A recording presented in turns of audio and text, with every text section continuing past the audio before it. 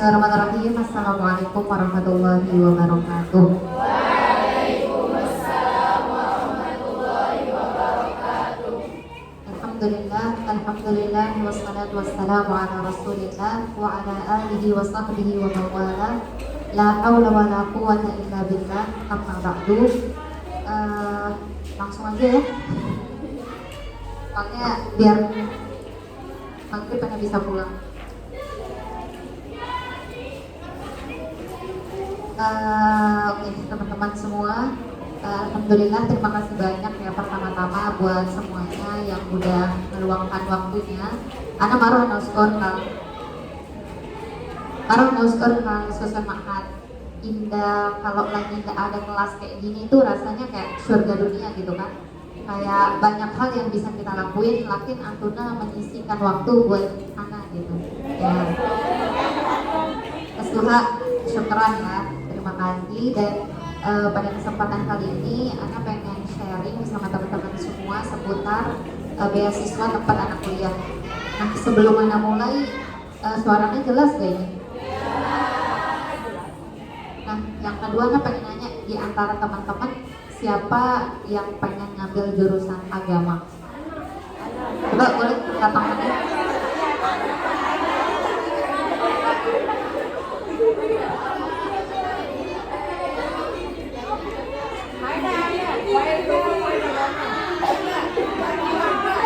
Oh, udah. Okay.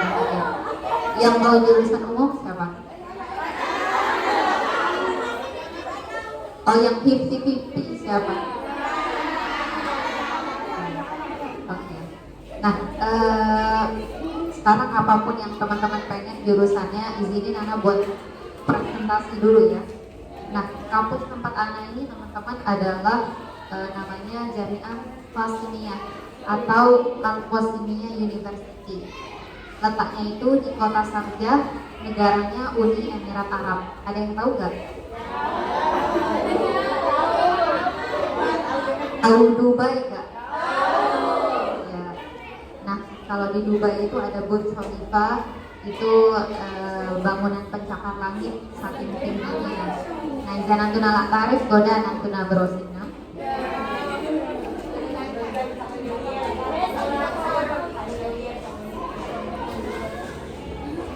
Sedikit ya, lanjut slide-nya.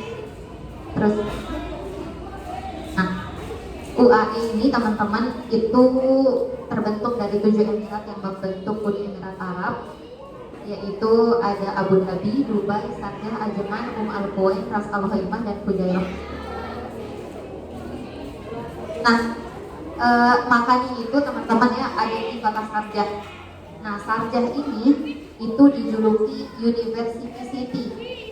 Antuna udah mahir kan bahasa Inggris bahasa Arab nah, sesuatu dia itu dijuluki kota universitas. Nah di mana di kota itu insya Allah kita nggak akan mendapatkan tempat-tempat yang tidak baik, kayak misalkan diskotik, gitu tuh kita aman dari tempat-tempat seperti itu karena kota Sharjah ini benar-benar kota di mana banyak universitas di sana, gitu. Ya, bahkan gubernur kami di sana itu adalah orang yang sangat menghargai perempuan dan anak-anak. Contohnya apa? Misalkan ada tempat wisata nih, tempat wisata kayak pantai. Bayangin pantai itu luas, ya. Kalau di sini nggak ada pantai yang khusus wanita kan? Kalau di sana ada. Gitu. Jadi setiap hari Rabu itu adalah Women's and Children's Day. Gitu. Jadi kalau misalkan kita ngelihat maaf ya kalau perempuan mungkin tertutup pakaiannya di luar, pakai abaya hitam semua. Nah kalau di dalam pantai itu kalau lagi harinya kita, mereka bebas berekspresi, kayak terbuka gitu. Karena petugasnya semuanya perempuan dan kita dilarang bawa HP. Untuk kontrak itu nggak boleh gitu, makanya privasi kita terjaga di sana. Dan negara ini teman-teman itu adalah negara yang sangat menjunjung tinggi toleransi karena boleh dilanjut slide-nya. karena penduduk lokal Emirat itu hanya ada 30% saja. Nah, sementara kebanyakan penduduk di sana itu adalah pendatang. Jadi 70%-nya itu bukan orang asli di sana. Banyak misalkan yang dari Bangladesh, bahkan dari Indonesia gitu. Banyak TKW di sana, pekerja gitu ya. Karena mata uangnya yang tinggi. Nah, terus boleh silakan dilanjut slide-nya. Lanjut aja. Ya, stop sebentar. Nah, jadi disclaimer dulu, beasiswa yang Anda dapat sekarang itu nggak ada hubungannya sama beasiswa dari pemerintah Indonesia. Jadi beasiswa yang Anda terima itu alhamdulillah diberikan oleh Syekh Sultan bin Muhammad Al-Qasimi yang ada di foto ini. Beliau itu gubernurnya Sarjah. Gitu. Ya, lanjut. Nah, sekarang kita masuk ke pembahasan inti ya. Jadi cakupan beasiswanya teman-teman di antara yang Anda dapatkan dulu ya. Pertama itu adalah visa keberangkatan. Jadi kita hanya membayar tiket berangkat sekali. Tiket berangkat sekali dan itu pun visanya kita dikirimin visa online via email. Gitu. Nah, kemudian selanjutnya adalah ada asuransi kesehatan. Kalau misalkan kita sakit ke rumah sakit, kita nggak bayar gitu, kecuali mata sama gigi. Makanya teman-teman yang punya minus atau silinder itu biasanya punya kacamata 2, 3 gitu, takutnya patah, jadi mereka bawa gantinya gitu. Nah, kemudian yang ketiga adalah bebas biaya kuliah hingga lulus, itu udah include sama buku pelajarannya. Jadi nggak ada yang kita bayar, bahkan buku pelajarannya kita dikasih gratis. Nah, selanjutnya adalah ID Emirates itu kayak KTP. Jadi biaya izin tinggal di negara manapun itu mahal, mungkin sampai puluhan juta. Tapi alhamdulillah dengan beasiswa itu kami ditanggung. Nah, kemudian ada uang sakunya. Jadi setiap tanggal 1 atau tanggal 2 itu uang otomatis masuk ke ATM kita. ATM-nya dibuatin sama kampus. Mungkin nominalnya Anda nggak bisa spill ya berapa, tapi itu sangat-sangat jauh dari cukup. Bahkan kalau kita hemat, kita bisa ngirim uangnya ke Indonesia. Nah, kemudian itu ada visa, kemudian ada asrama, ya, ada asrama dan tiket pesawat setelah 50% pembelajaran. Nah, jadi asrama itu kita ditanggung, makan 3 kali sehari juga kita ditanggung. Nah, kalau perempuan, ya, karena negaranya itu adalah negara yang aman dan pemerintahannya juga sangat menghargai perempuan seperti yang Anda bilang tadi, maka dari itu kita kalau kemana-mana, misalkan kita mau belanja bulanan, belanja mingguan, bahkan kalau misalkan kita mau pulang, kita diantar jemput pakai bus dari kampus. Gitu. Kayak misalkan anak Abdi, ya kan, anak kemarin misalkan jam 11 malam, mau pulang jam 11 malam, jam 2 malam, jam 5 pagi, siang bolong, itu kita diantar dan kita dijemput gitu. Nah, sama halnya dengan tiket pesawat. Kalau di sini kita cuma dikasih 2 tiket pesawat gratis. Yang pertama adalah ketika kita sudah menyelesaikan 50% dari SKS-nya. Tahu SKS gak? Ya, ngertinya nanti aja ya. Yang jelas SKS tadi kayak apa ya, jam mata kuliah kita. Mungkin kalau bahasa simpelnya sekali dalam 2 tahun. Jadi Anda udah 2 tahun di sana, makanya Anda dapat tiket gratis gitu. Nah, nanti tiket keduanya itu ketika Anda lulus gitu. Udah paham sampai sini? Oke. Boleh dilanjut?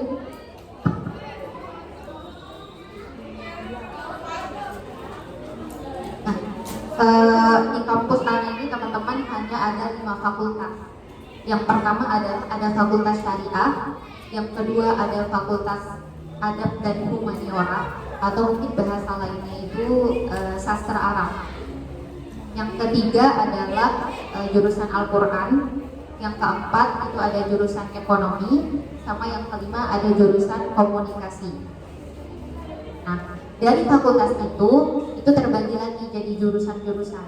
Nah, kalau misalkan di syariah itu ada jurusan usuluddin sama usul fikih. Kalau di adab dan humaniora itu terbagi menjadi bahasa Arab dan sejarah.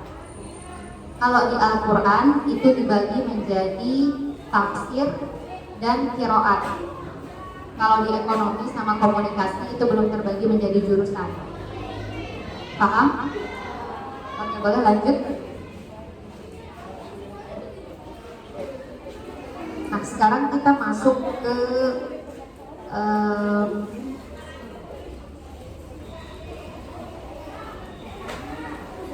ketentuan beasiswanya. Nah, yang pertama adalah pelamar dinyatakan sehat oleh pihak rumah sakit, terbebas dari penyakit menular. Jadi teman-teman harus sehat, ya. Kemudian yang kedua adalah berusia maksimal 20 tahun di tahun pendaftaran. Masih kan? Ada yang udah 21 sekarang?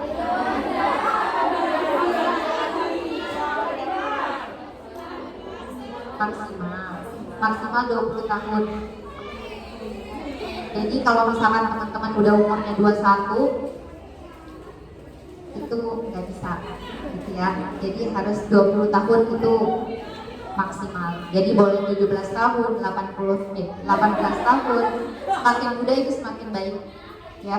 Kemudian selanjutnya adalah penerima beasiswa tidak diperbolehkan mendapat beasiswa dari pihak lain, dan setelah menyelesaikan perkuliahan diharapkan penerima beasiswa dapat segera kembali ke negara asal. Nah, jadi kalau misalkan kita udah selesai, itu kita tidak terikat. Jadi kita nggak ada disuruh ngabdi di sana. Jadi langsung dikasih tiket, sono pulang, gitu. Langsung disuruh pulang, gitu kan? Nah, sekarang gimana cara daftarnya? Yang pertama adalah mungkin teman-teman yang besok niat daftar itu ada ininya, boleh slide-nya. Kelihatan nggak? Ya udah nggak apa-apa, itu www.alqasmiyah.ac.ai. Ya, jadi itu link pendaftarannya, dan semua akses, mungkin teman-teman pengen ngeliat kampusnya, teman-teman pengen ngeliat persyaratannya apa aja, teman-teman pengen ngeliat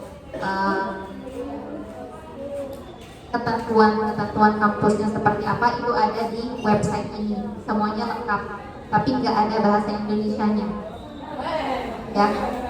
Jadi ditranslate dulu kalau misalkan nggak ngerti pakai bahasa Inggris. Nah, kemudian selanjutnya adalah sebelum kita lanjut ya, jadi ada 4 tahapan kalau misalkan teman-teman mau daftar di kampus ini. Yang pertama adalah kita daftar online. Jadi lewat link ini, kalau misalkan lagi buka itu ada tanda merah bilangnya register now. Gitu. Jadi kita daftar di situ, dan berkasnya semua harus berkas terjemah yang tersumpah. Ya, jadi berkasnya itu diterjemahkan ke penerjemah tersumpah, bukan bahasa Indonesia. Gitu. Jadi setelah masukin berkasnya online, nanti diperiksa sama pihak kampus. Kalau misalkan lulus, berkas kita nggak ada kesalahan, kita dapat email interview. Jadi tidak ada tes tulis, adanya tes interview. Dan teman-teman orang-orang Arab itu tidak suka ribet.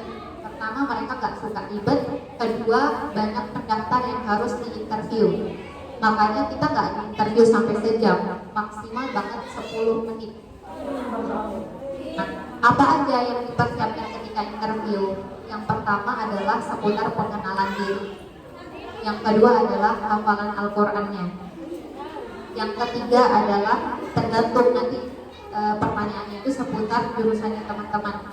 Syariah beda pertanyaannya sama bahasa Arab beda pertanyaannya sama ekonomi. Tapi kalau pengalamannya secara pribadi yang ada di sastra Arab ya, kita disuruh baca kitab Gundul itu cuma 2 baris, sama ditanya nahu sorok, kayak ini isim fiil yang sederhana, nggak berat insyaallah, gitu ya. Nah, selanjutnya teman-teman, kalau misalkan kita udah lulus interview, nanti email ada namanya email qabul mabda'i atau penerimaan tahap pertama. Nah, di email penerimaan tahap pertama itu apa yang kita lakuin adalah pemberkasan atau legalisir berkas. berkas. Nah, legalisir berkas itu teman-teman bukan di Lombok ya, tapi di Jakarta. Jadi ada namanya jasa, kalau misalkan teman-teman mau pakai jasa, tapi bayarnya pasti 2 kali lipat, karena kita harus bayar orang yang pergi gitu. Tapi kalau Anda pribadi, kemarin pengalaman Anda itu adalah pemberkasan sendiri waktu COVID. Jadi pemberkasan sendiri, kemudian kita legalisir berkas dari Kemenkumham, Kemenlu, Kedubes, Kemenak. Gitu ya. Nah, setelah itu teman-teman kita kirim berkas. Kita hanya diberikan waktu 10 hari dari saat email itu dikirim. 10 hari. Jadi itu nanu kodip-kodip, tidak nanu surah-surah gitu ya. Nah, sekarang kita masuk ke berkas pendaftarannya. Boleh tolong slide. Nah, yang pertama adalah ijazah asli SMA atau sederajat. Usia ijazah maksimal 3 tahun. Jadi kalau misalkan kalian udah jadi alumni 3 tahun, udah nggak bisa daftar lagi. Jadi emang harus fresh graduate gitu. Udah punya ijazah, mau daftar, langsung daftar. Nggak usah ditunda-tunda gitu ya. Nah, kemudian yang kedua adalah rapot. Rapotnya rata-rata minimum ijazahnya itu 70% atau kayak 70 gitu. Nilai ijazahnya itu 70 untuk Fakultas Syariah, Fakultas Al-Quran dan Fakultas Komunikasi, dan 75 untuk Fakultas Ekonomi dan Administrasi. Kalau misalkan SMK Ekonomi itu rata-rata minimalnya 80. Insya Allah bisa ya. Insya Allah ijazah teman-teman di sini 90 lah. 95, 99. Nah, terus apalagi ada rapot asli kelas 10, kelas 11, kelas 12. Rapot. Kemudian selanjutnya adalah ada paspor yang masih berlaku tidak kurang dari 2 tahun. Boleh lanjut? Kemudian selanjutnya adalah foto berlatar belakang putih.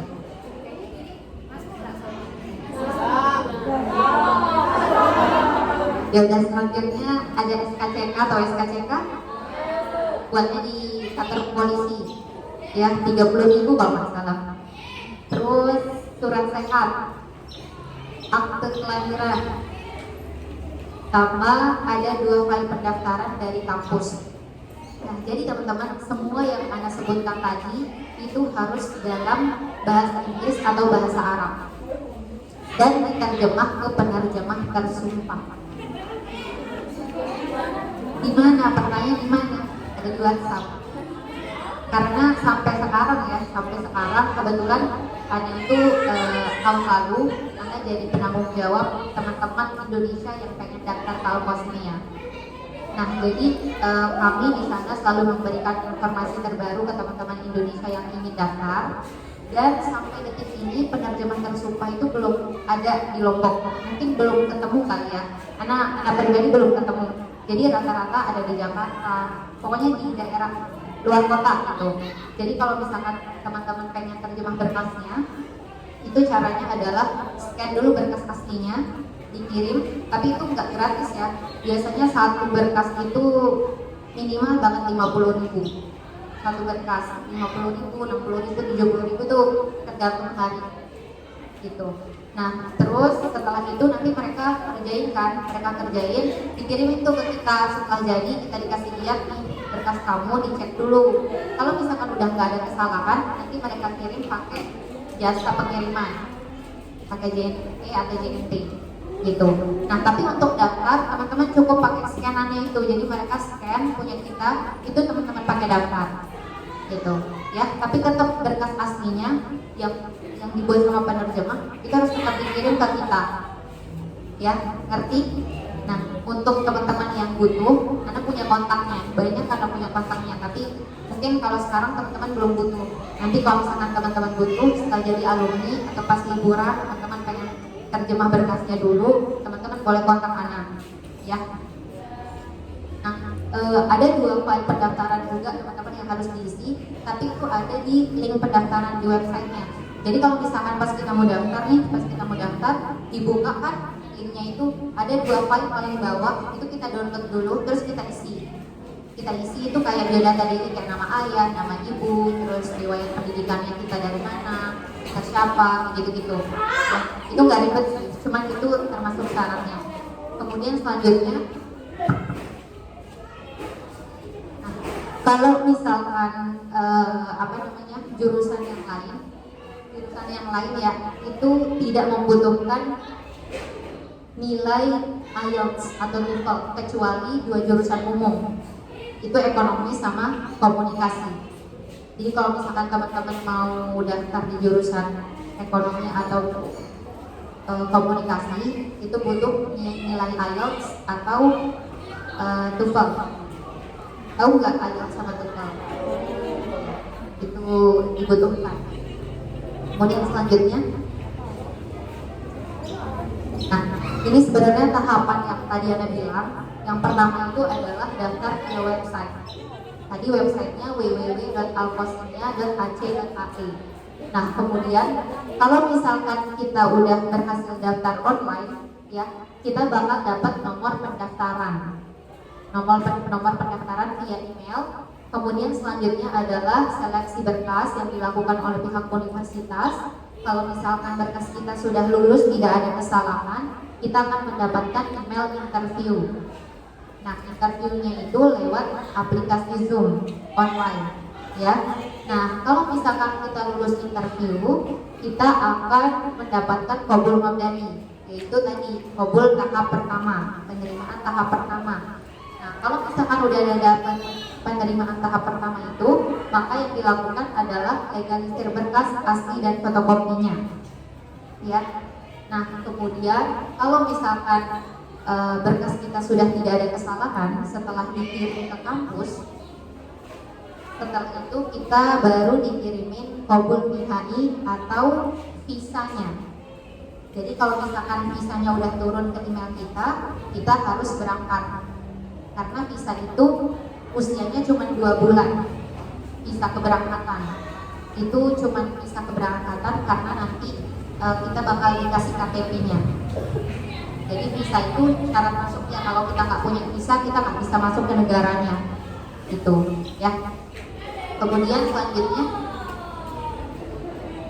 nah pendaftar dinyatakan resmi menjadi mahasiswa setelah mendapatkan ID Emirates atau KTP-nya. Kenapa? Karena datang aja itu kita belum bisa menjadi mahasiswa, karena kita akan dicek kesehatannya. Kalau misalkan kita ada penyakit menular misalkan, nanti kita dipulangin.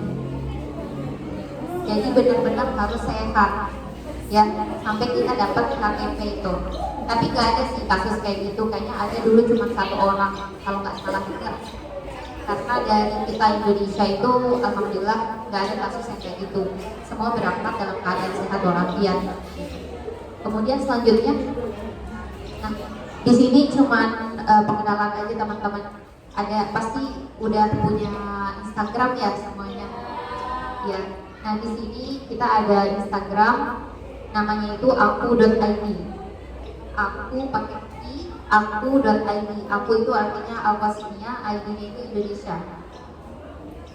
Gitu. Tapi kalau misalkan teman-teman mau tahu soal informasi beasiswa di sana, pengen ngeliat kegiatan mahasiswa dan mahasiswi di sana, teman-teman boleh follow ini. Dan ada juga sih sebenarnya alkosmedia.uni namanya. Itu IG kampus. Tapi teman-teman bisa cek di aku.id, di situ aja. Gitu. Sampai sini paham? Sebelum Anda lanjut, ada yang ingin ditanyakan?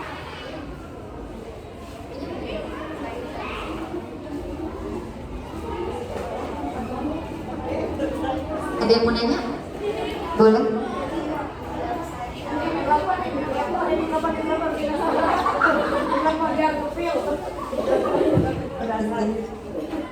Di website www.alkosmedia tadi ada logo Alumni atau logo Indonesia?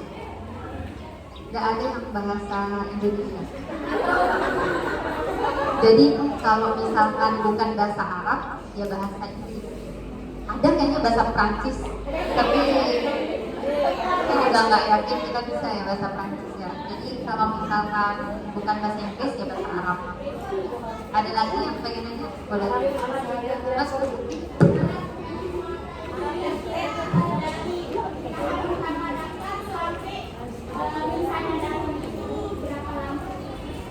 Mungkin teman-teman di sini udah tahu kalau di Madinah itu kalau misalkan kita daftar ya di Saudi itu kita nunggu minimal setahun. Kalau di kampus Ana itu nggak nunggu.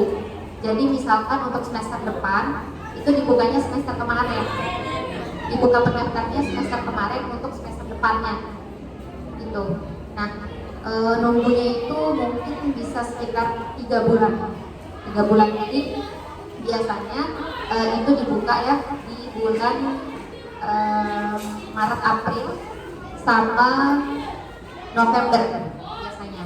Jadi dibukanya itu 2 kali dalam setahun. Tapi itu nggak itu namanya kampus luar, kita nggak pernah tahu ketentuan mereka. Jadi kadang-kadang tergantung kebijakan mereka. Setahun itu bahkan pernah ngebuka 3 kali pendaftaran, pernah juga cuma sekali doang gitu. Jadi tidak ada yang bisa kami pastikan, tapi insya Allah di organisasi mahasiswa Indonesia di sana selalu memberikan informasi-informasi terbaru seputar kampus. Jadi kalau misalkan udah buka pendaftaran, kita pasti selalu posting di Instagram, kita buat broadcast di WhatsApp juga, kita bagiin ke teman-teman yang di Indonesia gitu. Nah untuk informasi teman-teman, setiap semester itu mahasiswa Indonesia tidak kurang dari 500 orang pendaftar. Jadi setiap tahun itu pasti dari seluruh negara mendaftarkan. Nah yang diterima itu biasanya cuma 200 orang, 200 sampai 400 gitu. Jadi mungkin mahasiswa 200 dari sekian puluh ribu pendaftar. Nah dari Indonesia aja nih teman-teman, setiap semester itu tidak kurang dari 500 pendaftar. Waktu anak mengurus di semester kemarin itu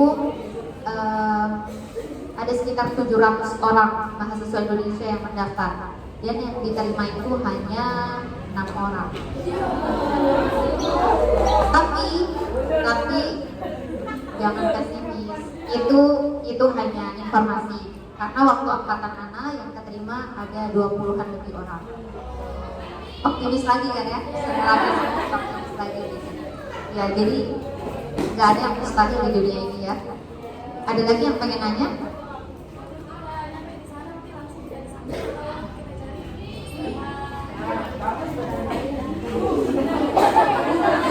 Iya, jadi waktu kita nyampe itu kita udah ada bus kampus.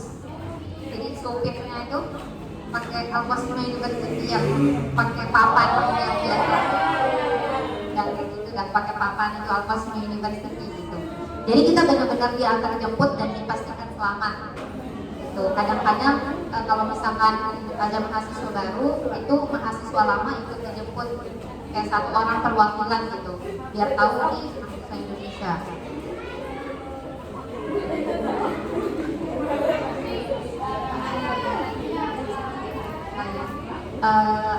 Ada idat atau enggak. Jadi pas udah lulus nyampe kampus itu kita ada tahdid mustawa. Jadi tahdid mustawa itu adalah penentuan level bahasa kita. Apakah kita harus idat dulu? Kalau di sana namanya markas lugah. Apakah kita harus di markas lugah dulu atau langsung kuliah? Waktu angkatan anak hampir semua itu markas lugah. Hampir semua. Tapi setelah yang sekarang ini rata-rata semuanya itu langsung masuk kuliah. Gitu.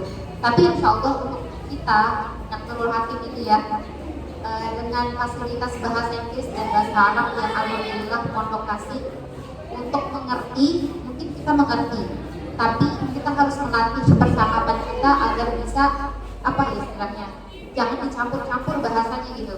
Tapi juga maatnya campur-campur bahasa itu apa ya? Pokoknya belajar untuk tidak mencampur bahasa gitu. Dan tentu belajarnya sungguh-sungguh karena kita belajar dengan orang-orang Arab asli.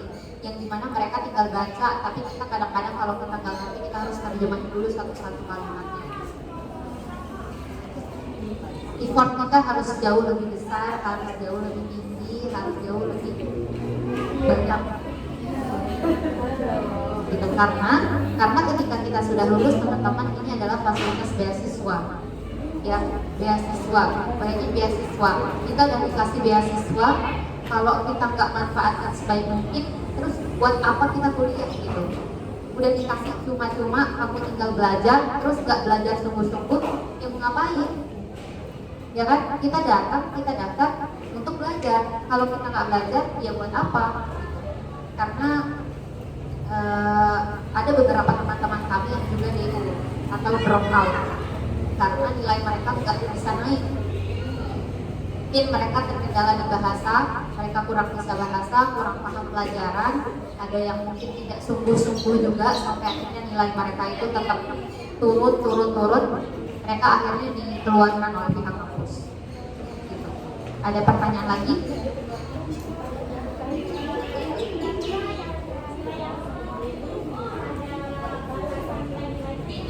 Ya, jadi sistem perkuliahan di sana itu teman-teman itu sama kayak di Indonesia. Jadi ada IPK yang maksimalnya itu ada 4 ya. Jadi IPK itu maksimalnya 4. Nah, kalau misalkan nilai kita di bawah 2, kalau 2 itu masih aman. Kalau di bawah 2 itu banyak negatifnya. Pertama, kita dapat tiket atau surat peringatan. Kedua, mukafaah kita atau uang saku kita dipotong. Ya, jadi harus sungguh-sungguh biar IPK kita di atas 2 gitu. Dan itu tuh nggak langsung, jadi ada indar 1, indar 2, indar 3. Ada 3 kali peringatan. Kalau misalkan nggak bisa naikin, itu baru di drop out. Ya.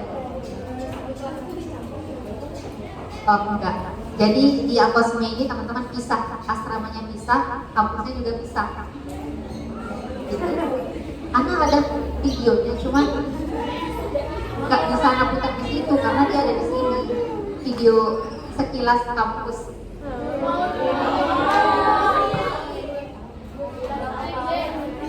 Oh ya, sedikit info ya. Jadi alhamdulillah di sana itu kita juga asramanya itu khusus perempuan kan. Jadi dari satpam, OB semuanya itu perempuan. Hampir ada bilang ada nggak pernah nyapu, nggak pernah ngepel.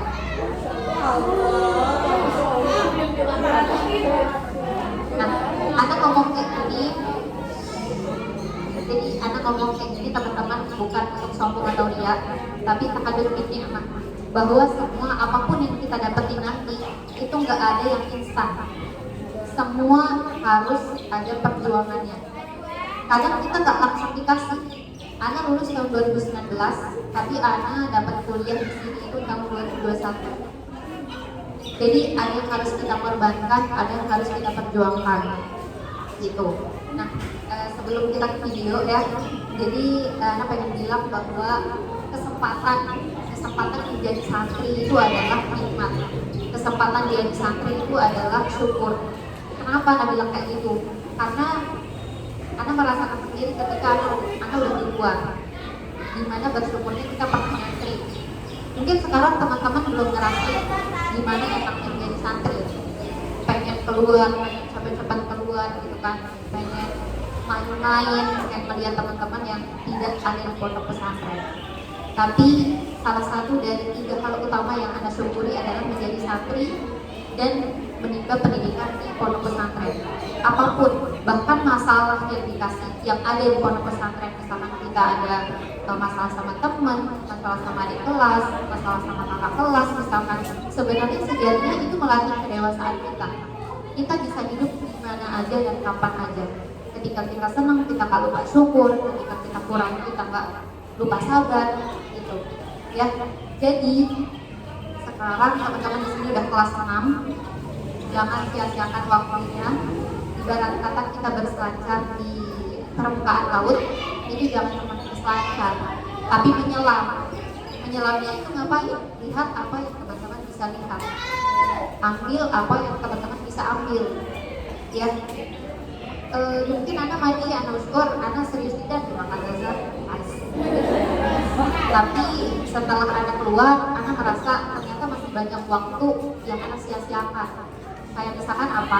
Misalkan kayak kajian subuh. Kajian subuh itu teman-teman di luar, kita harus, kalau misalkan kita mengundang Abun, kita harus cari waktunya. Ya, sibuk beliau-beliau. Tapi di sini alhamdulillah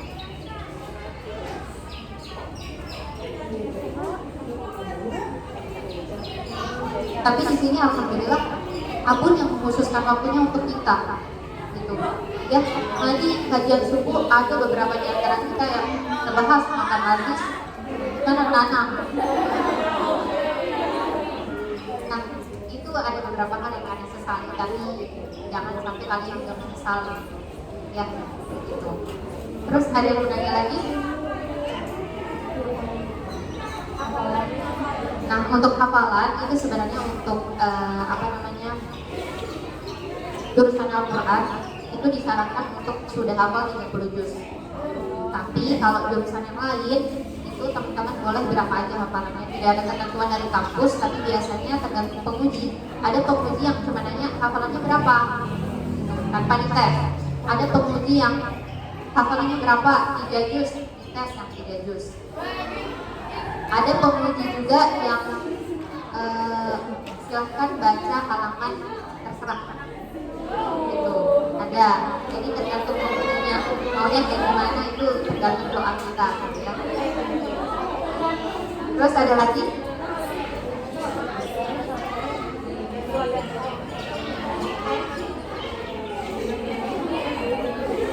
Pengalaman hidup, maunya pengalaman yang apa?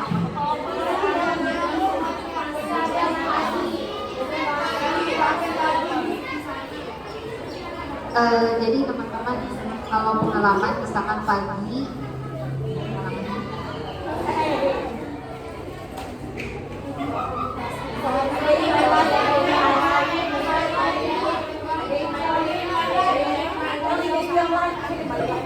kalau misalkan pagi ya, ada punya pagi itu kan bangun tidur. Kita memang hidup di asrama tapi bukan pondok pesantren, jadi tidak ada yang mengatur kita sholat jam berapa, kita makan jam berapa. Itu harus kesadaran diri kita untuk bangun tahajud sendiri, sholat sunnah sendiri, ngaji sendiri. Gak ada yang suruh-suruh kita ngaji, gak ada yang suruh-suruh kita sholat, gitu. Jadi semuanya itu nafsi-nafsi bilangnya. Jadi gak ada yang ngurus kita, bahkan teman kita juga gak ada yang ngurus, gitu. Jadi kalau bukan dari kesadaran diri kita, siapa lagi? Gitu ya. Nah, biasanya kegiatan kami itu pagi, bangun tidur, mandi, sholat, ngaji, terserah mau ngapain. Jam 7 itu sudah dibuka makamnya. Makamnya itu biasanya makanannya roti-rotian sama susu, telur rebus, tidak ada nasi. Artinya tidak ada nasi. Nah, terus setelah itu kuliah setelah kuliah itu zuhur jam 1, jam 12 itu udah ada makan siang, terus juga ada nasi. Ada nasi. Terus kalau misalkan ada kuliah siang, kita kuliah siang. Kemudian malam itu jam 6 itu udah ada makan malam, tapi tidak ada nasi. Biasanya kita pakai shawarma. Shawarma itu kayak kebab, kentang goreng, spaghetti.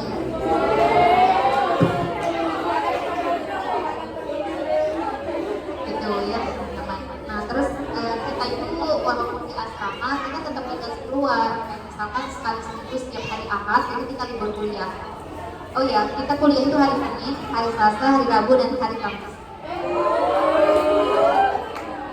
Nah, liburnya itu dari hari Jumat, hari Sabtu, hari Ahad. Nah, Ahadnya itu biasanya kita isi dengan banyak ekstrakurikuler yang dikasih sama kampus, kayak misalkan kaligrafi, kemudian ada rosem melukis, kemudian ada seorang hafal juga ada, kita disediakan. Kemudian biasanya hari Ahad itu juga ada belanja mingguan. Jadi setiap 1 kali seminggu kita diantar ke mall, ke Carrefour. Carrefour kan kalau mall gitu ya, itu kita keluar di situ. Kadang kita dikasih jalan-jalan juga, tapi kita nggak bebas. Jadi kita hanya boleh keluar ketika ada mahram. Entah itu orang tua, keluarga, paman bibi yang saudara, atau suami, saudara, itu baru boleh keluar. Kalau misalkan nggak ada, udah diam aja di dalam. Gitu. Nah, tapi teman-teman perlu diketahui bahwa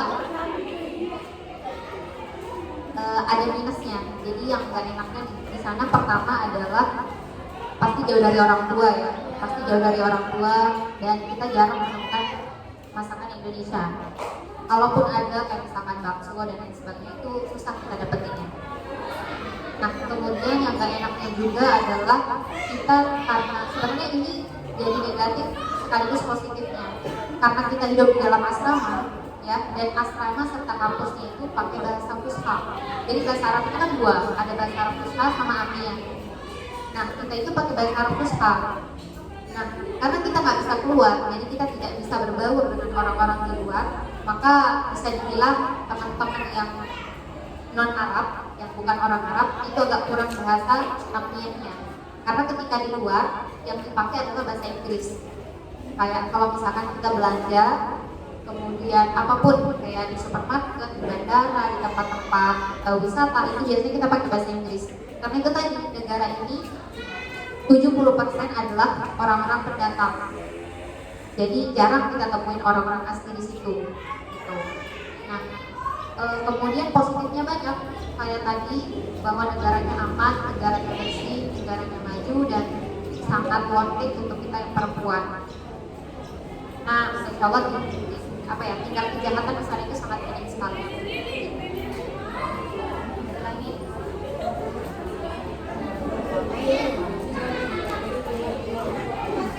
Kalau dibatasin waktu keluarnya itu biasanya kita misalkan berangkat jam 9, kita kumpul jam 2 siang. Jadi terserah mau kemana aja, yang penting jam 2 udah di bis lagi. Kita ada absennya. Gitu. Kamarnya itu ada 5 orang.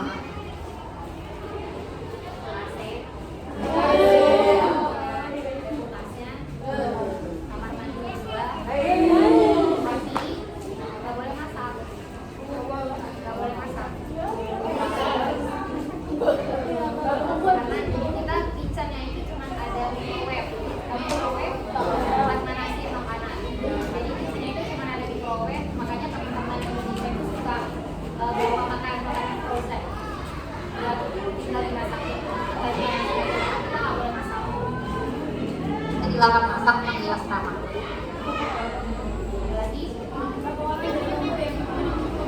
Berapa orang sekarang mahasiswa Indonesia itu sekitar ada 70 orang mahasiswa dan mahasiswi, tapi mahasiswinya itu sekarang sekitar 30-an orang dan anak masih sendiri dari Lombok. Jadi anak berharap insya Allah teman-teman di sini bisa ada yang usul. Banyak sih alumni yang juga chat Ana buat kita info soal pendaftaran, cuman qadarullah mereka ada yang misalkan sampai interview tapi gagal setelah interview. Jadi ada yang udah sampai tahap interview tapi tidak lulus sampai pemberkasannya. Itu qadarullah. Jadi banyak kok teman-teman yang ikhtiar juga, teman-teman alumni, teman-teman Lombok yang dari alumni mana juga banyak, cuman qadarullah belum ada yang sampai lulus.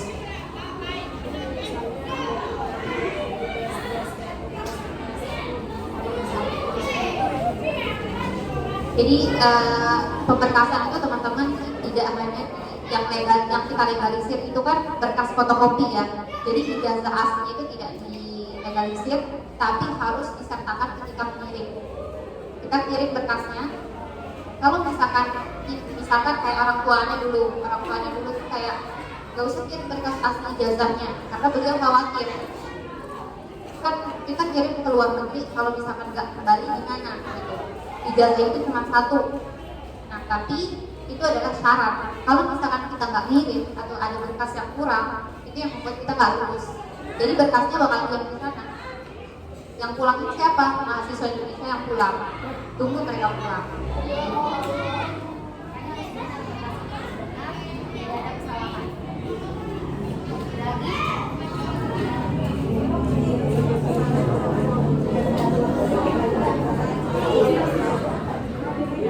Kalau tips-tipsnya sebenarnya sesuai yang tadi ya. Jadi ketika interview, apa yang kita ceritakan seperti bahasa Arab, bahasa Inggris, itu teman-teman harus maksimalkan. Jadi kesempatan di pondok pesantren ini tidak terulang 2 kali. pondok pesantren sudah memberikan fasilitas yang sangat luar biasa dari segi hafalannya, bahasanya, pendidikan umum maupun agamanya. Teman-teman tinggal memaksimalkan itu. Jadi apa yang kita dapatkan di sini kalau sangat berguna ketika interview. Nah, kemudian kesalahan yang biasa terjadi adalah kesalahan antara berkas asli dengan berkas terjemahnya. Jadi ketika kita menerjemahkan berkas ke penerjemah tersumpah, pas mereka ngasih kita scanannya itu untuk dicek, biasanya mereka tidak langsung nge-print, tapi mereka kasih kita dulu, tolong dicek, kalau misalkan ada yang salah, kabari kami. Biasanya mereka begitu. Jadi teman-teman harus cek nilai yang ini sama nggak, nilai ini sama nggak, nilai ini sama nggak. Kadang kan angka banyak ya, angka itu banyak gitu. Jadi kita harus teliti angka bahasa Indonesia, nilai bahasa Indonesia sama nggak Indonesia sama Arabnya, bahasa Inggris sama nggak bahasa Inggris sama bahasa Arabnya, kayak gitu. Jadi biasanya kesalahan-kesalahannya di situ. Itu yang paling banyak sih, kesalahan-kesalahan kayak gitu.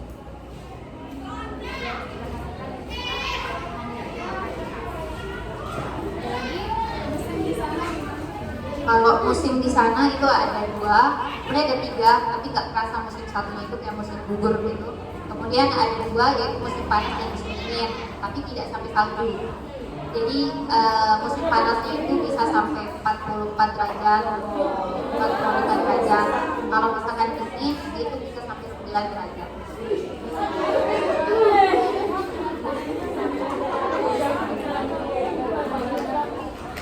Kalau pengalaman anak pribadi ini, anak lulus di percobaan pertama.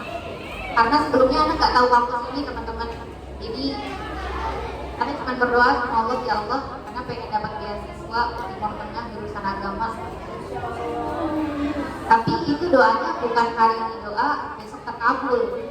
Ya, jadi kita berdoa dari aliyah, anak udah punya cita-cita, punya mimpi. Itu buat dapat beasiswa, nggak merepotin orang tua, buat kuliah ke luar negeri dan ngambil jurusan agama. Tapi qadarullah waktu itu anak pengen ngambil syariah, tapi nggak dapet, makanya pindah sama kampus ke jurusan sastra karena peminat syariah itu paling banyak di mana-mana, pasti paling banyak. Jadi alhamdulillah waktu itu ada alumni anak umum yang kirimin anak ini, kita sama-sama daftar, tapi qadarullah beliau tidak lulus dan anak lulus.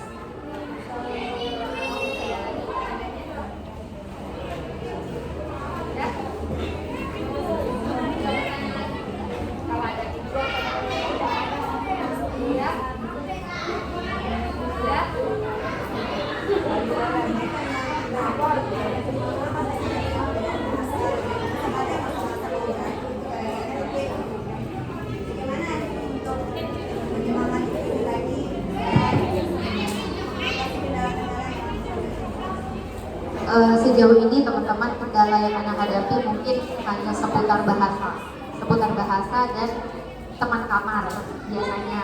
Karena kalau teman kamar itu kita dicampur, tidak hanya orang Indonesia saja. Jadi karena perbedaan budaya, ya ada, mohon maaf, ada negara-negara yang kalau misalkan mereka bawa makanan kita nggak cocok baunya. Sama dengan mereka, ada mereka yang juga tidak cocok dengan makanan-makanan Asia. Mereka nggak suka. Jadi itu adalah perbedaan-perbedaan yang harus kita toleransi lah istilahnya. Jadi di sana itu toleransinya tinggi, toleransi sangat tinggi. Jadi kalau misalkan nggak suka, ya udah makannya di luar atau makanannya di chat gitu. Tapi kita bukan berarti kita nggak boleh makan makanan luar ya. Kita boleh kayak GoFood gitu. Ada GoFoodnya, ada KFC juga, ada Alif juga banyak. Jadi kita bisa pesan makanan dari luar. Terus untuk kendala bahasa sebenarnya bukan menjadi kendala besar, karena sejatinya kalau misalkan kita belajar pasti kita jenuh kan kalau belajar terus. Tapi alhamdulillah Ana mengisi itu dengan organisasi. Jadi Ana aktif di organisasi kampus, tapi bukan kampus, lebih ke organisasi mahasiswa Indonesia di Uni Emirat Arab. Ada namanya PPI, Persatuan Pelajar Indonesia. PPI Emirat, Persatuan Pelajar Indonesia di Uni Emirat Arab. Waktu itu alhamdulillah Ana diamanahkan menjadi humas, divisi humas. Terus sekarang Ana jadi ketua keputrian. Terus tahun lalu Ana juga sebagai koordinator penerimaan mahasiswa baru. Nah, jadi cara Ana untuk membuat pengingat lah ketika jenuh itu organisasi. Jadi kita ada ketemu orang-orang, kita bertukar pendapat sama orang-orang, kita berinteraksi dengan orang-orang. Karena mahasiswa Indonesia di Uni Emirat Arab itu tidak hanya di kampus sana, tapi memang kebanyakan itu ada di kampus sana. Karena sedikit yang menyediakan beasiswa untuk orang luar. Biasanya beasiswa itu hanya diperuntukkan untuk orang-orang muslim yang sudah tinggal di UEA sebelumnya. Itu biasanya beasiswa itu untuk mereka. Jadi untuk kita yang dari Indonesia biasanya pada dasarnya di Al-Qasm University karena paling mudah dan paling banyak mahasiswanya di sana. Itu aja sih paling. Untuk bahasa sebenarnya itu tergantung kita. Kalau mau sungguh-sungguh kita belajar tiap hari, kita dengar podcast bahasa Inggris, bahasa Arab, kemudian kita nanya-nanya ke teman-teman, ke senior-senior, insya Allah bisa tergantung kita gimana sungguh-sungguhnya kita aja.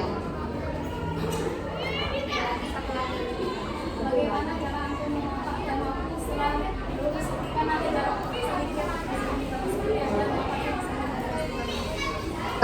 untuk S2 belum ada S2 di sana, dan gimana cara memanfaatkan waktu.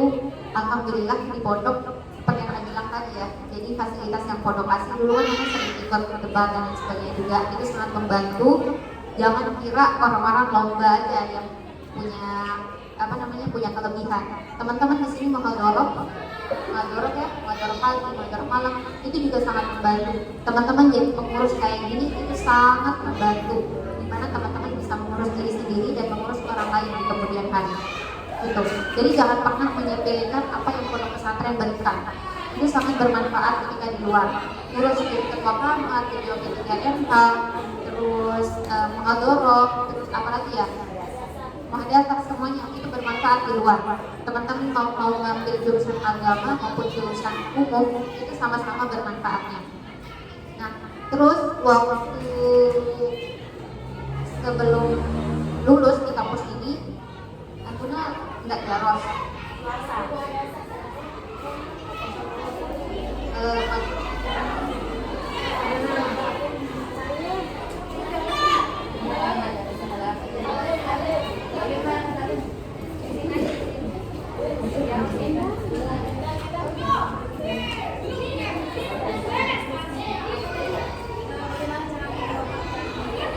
Jadi Anda kan lulus 2019 dan nggak langsung kuliah. Jadi dulu pilihannya cuma dua, Al-Azhar sama di Jakarta.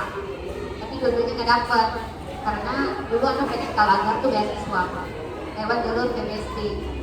Tapi kedarullah PBSD waktu itu memang pertama kali keluar negeri dan sangat sempit. Rasanya kalau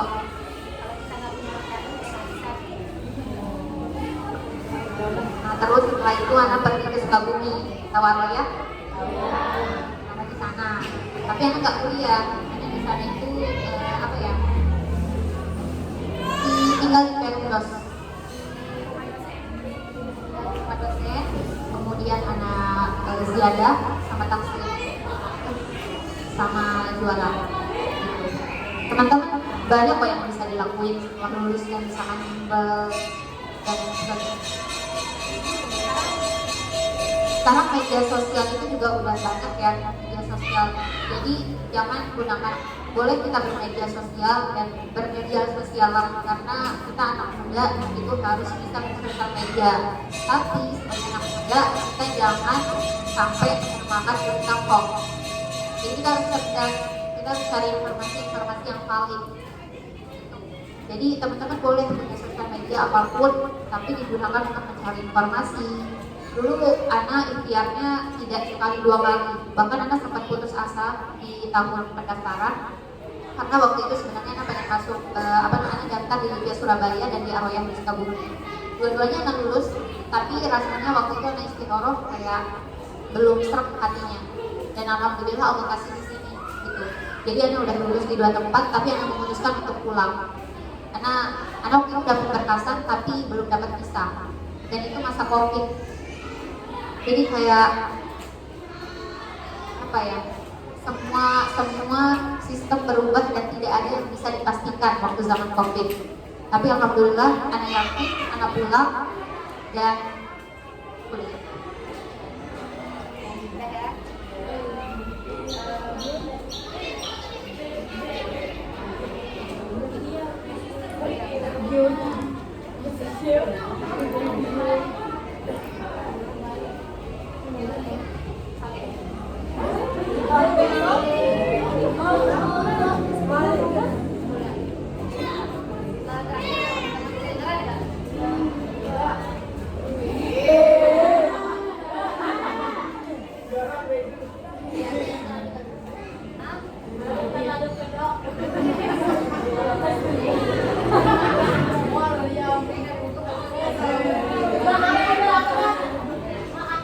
Jadi sekali lagi ya, jadi sekali lagi kesempatan untuk jadi santri itu nggak keulang 2 kali.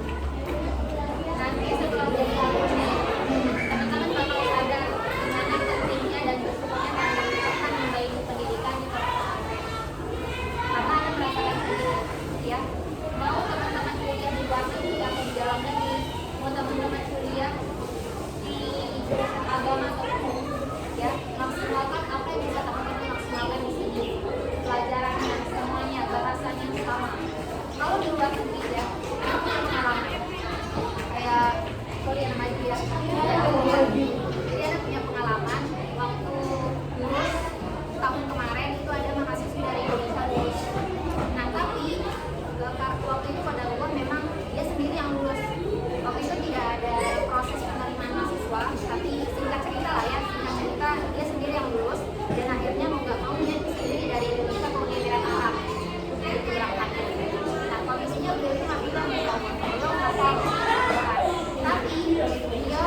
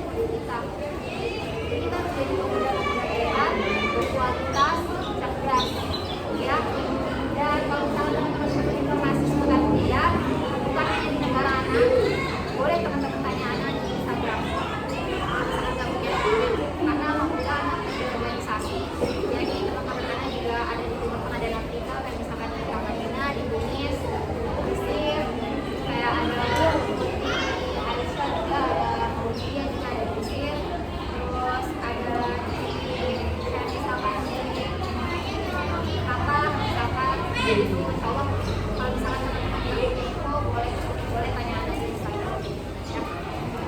Nanti kalau misalkan teman-teman butuh mahasiswa Indonesia-nya, nanti Anda kasih kontak. Ada jawab lagi?